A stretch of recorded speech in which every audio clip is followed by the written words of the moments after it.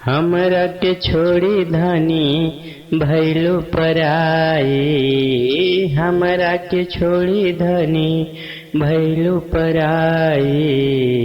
देहलू जखम रानी कैसे भराई, देहलू जखम रानी कैसे भराई।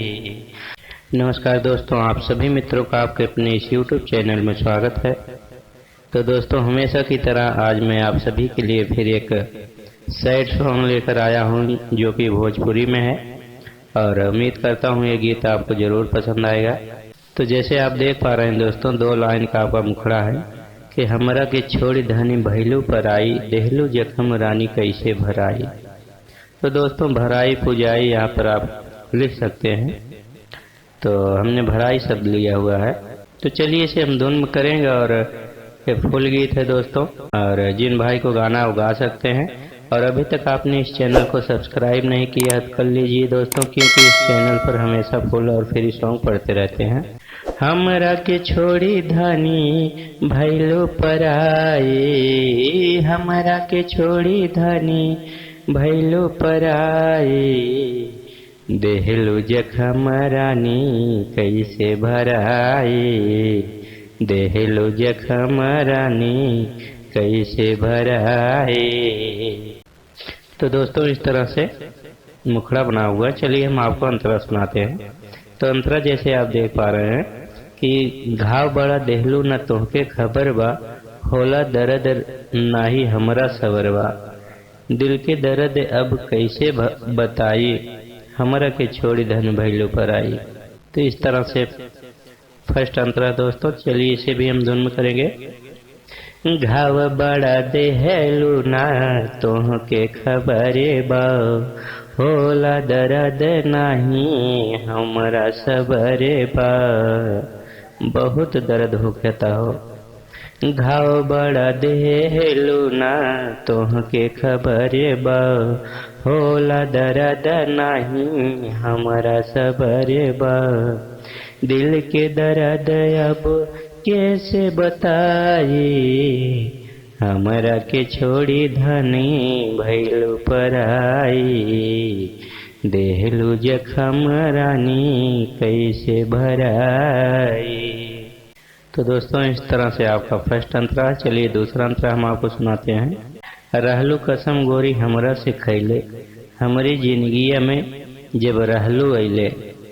प्यार दिल में बसा के तू तो गैलू भुलाई, हमरा के छोड़ी धनी भैलू पर आई। तो चलिए इसे भी हम धुन में करेंगे। रहलू कसम गोरी हमरा से खैले, हमरा जिंदगिया में जब रहलू अइले।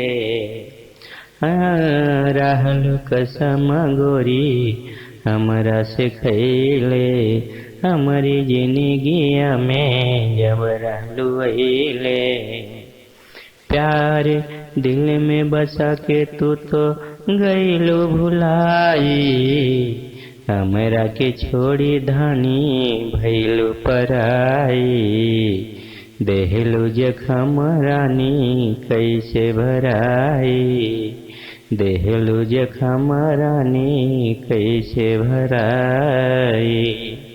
तो दोस्तों, इस तरह से दूसरा अंतरा। चलिए हम लास्ट अंतरे पे चलते हैं। तो तीसरा अंतरा दोस्तों इस प्रकार है, जैसे आप देख पा रहे हैं। कैलू बेवफाई हमसे नहिया के जोड़ी, बीच डगर में तू गैलू हो छोड़ी। राइटर जितेंद्र से कैलू सगाई, हमरा के छोड़ी जान भैलू पर आई। लास्ट अंतरा। चलिए इसे भी हम धुन करेंगे। कैलू बेवफाई हमसे नहिया के जोड़ी, बीच डगर में तू गैलू हो छोड़ी। कैलू बेवफाई हमसे नहिया के जोड़ी, बीच डगर में तू गैलू हो छोड़ी। राइटर जितेंद्र से कैलू सगाई, हमरा के छोड़ी जान भैलू पर आई। देहलू जखम रानी कैसे भराई, देहलू जखम रानी कैसे भराई। तो दोस्तों इस तरह से एक गीत बना हुआ है, आपको कैसा लगा आप जरूर बताएंगे कमेंट में। तो मिलेंगे नेक्स्ट वीडियो में किसी फुल और फ्री सॉन्ग के साथ। तब तक के लिए आप सभी मित्रों को नमस्कार, धन्यवाद।